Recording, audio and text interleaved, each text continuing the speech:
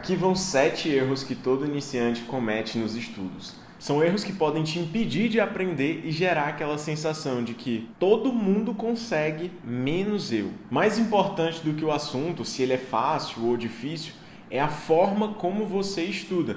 Isso pode ser mágica ou um tiro no pé. Então vamos lá. O primeiro erro que eu vejo que a galera comete é subestimar o ato.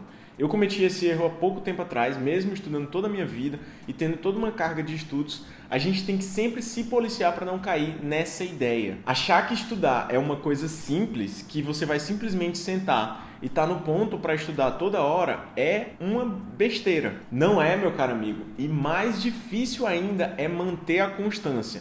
Porque estudar um só dia, sentar ali e se concentrar por alguns minutos ou horas, não é tão complexo assim. A questão é que a gente precisa ter uma mente de nunca achar fácil e nunca achar que está ganho. Porque se a gente começa a ser muito liberal, a subestimar o ato de estudar, as coisas começam a dar errado. Então eu vinha em um bom ritmo de estudos na minha vida, estava estudando para uma prova distante, um concurso, só que a gente tem outras coisas na nossa vida que não só o estudo. O meu erro foi achar que seria muito fácil voltar ao ritmo de antes. Voltar requer um período de adaptação. E eu não contei com esse período de adaptação. A gente precisa fazer cargas progressivas, exatamente como funciona na academia.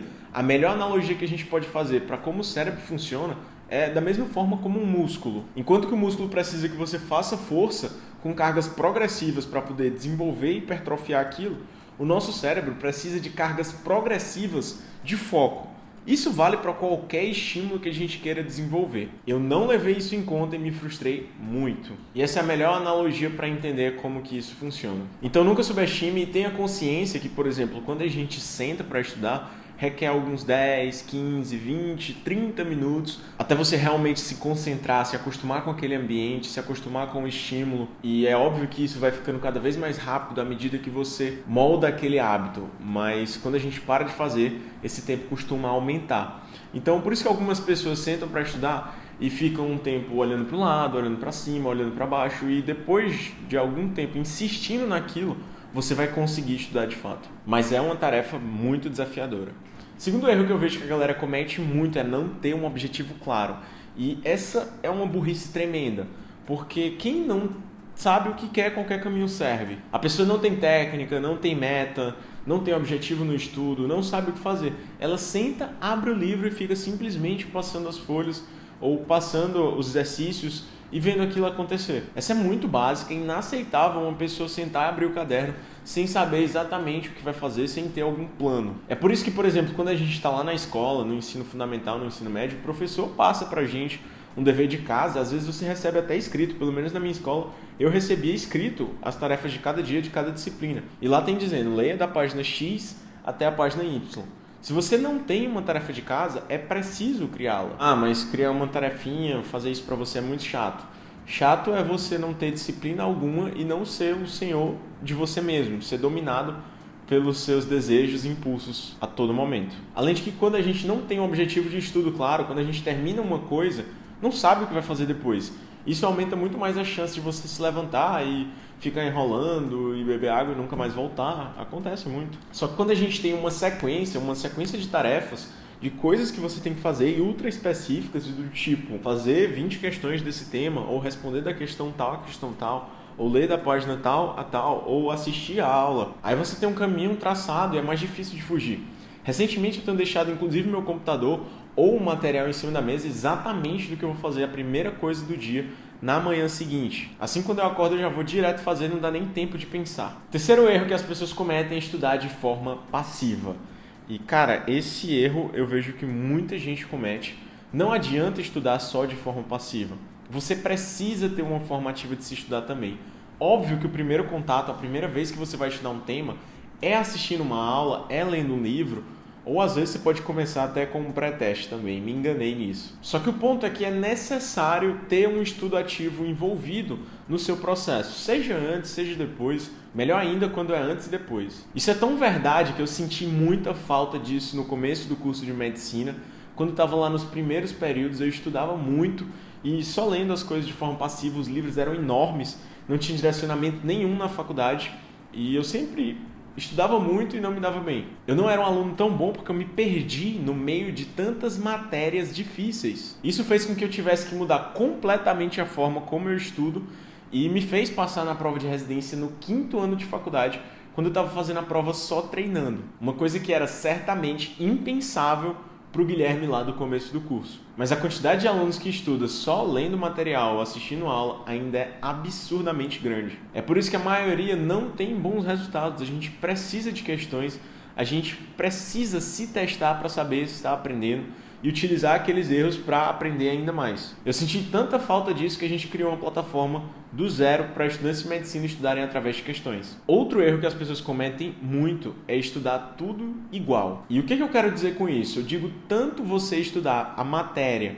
todos os assuntos com a mesma intensidade, com o mesmo ritmo, sendo que tem muita coisa que não é cobrada, que não é tão importante assim, como também falar de utilizar a mesma técnica para diferentes cobranças, diferentes estímulos. Os assuntos eles têm peso diferente numa prova.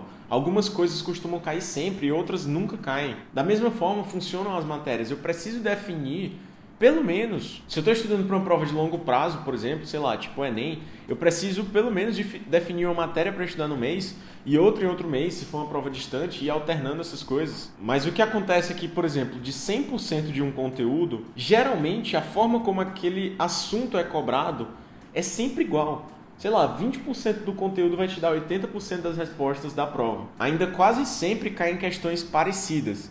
E tem gente que abre o livro e vai lendo tudo em sequência, tentando memorizar tudo. Por isso que é muito mais interessante que você faça um pré-teste, 5 questões, antes de estudar um tema. E eu vou falar melhor sobre isso no próximo tópico.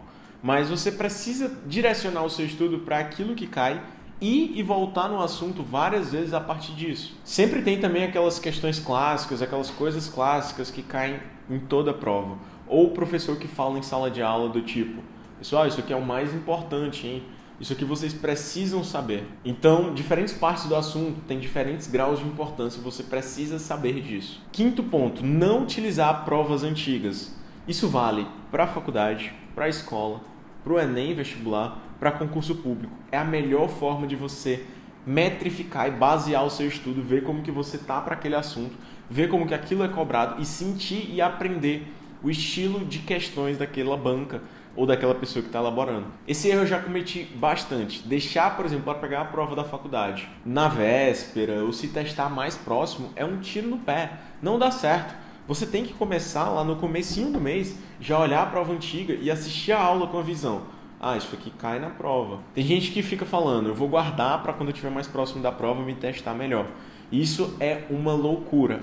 Pode ser que você faça uma pontuação maior, mas nunca vai ser uma pontuação maior do que se você estudasse a mesma prova no começo do mês e depois novamente na véspera da prova. Até porque você precisa sentar e destrinchar aquele assunto e fazer até mais de uma vez se isso for possível. Inclusive, você pode até analisar os seus erros e acertos para poder conseguir bater nos erros e estudar ao longo de um tempo aqueles assuntos que você tem mais dificuldade e não aprendeu de jeito algum. Inclusive, uma coisa que faz muita diferença e poucas pessoas têm esse hábito é ter uma inteligência de dados para saber onde você está errando e acertando mais. Às vezes você pode simplesmente contar. Se eu respondi 20 questões de uma prova, de um assunto, e eu errei 10, é um assunto que eu preciso rever aquilo com urgência.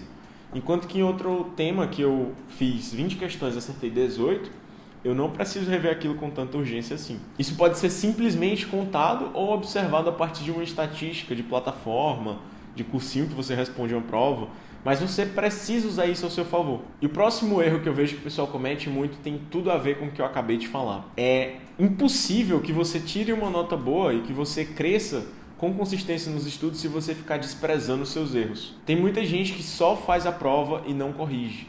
Isso não funciona. A pessoa perde o maior tempo estudando, vendo aquele assunto, respondendo as questões, muito tempo fazendo a prova e tempo algum corrigindo, sentando a bunda na cadeira e realmente vendo o que você acertou, o que você errou e aprendendo a partir dos erros. É preciso que a gente dedique a mesma quantidade de tempo para fazer e para corrigir. Tem que ver com calma, tem que sentar, analisar, prestar atenção, entender por que você está errando aqueles assuntos e ver várias vezes até entender.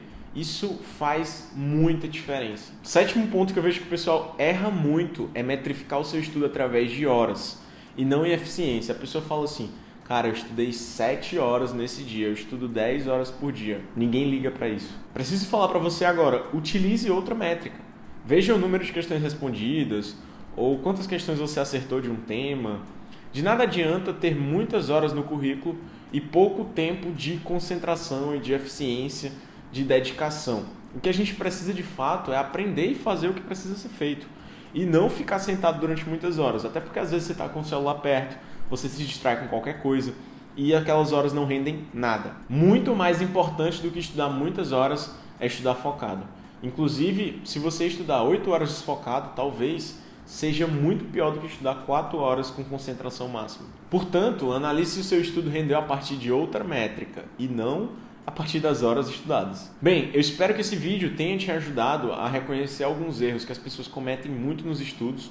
Obrigado por assistir e se quiser aprender como que eu faço para parar de ficar esquecendo das coisas e aprender de fato na faculdade de medicina, enquanto eu era estudante de medicina, é só clicar aqui nesse vídeo ao lado. Te vejo lá.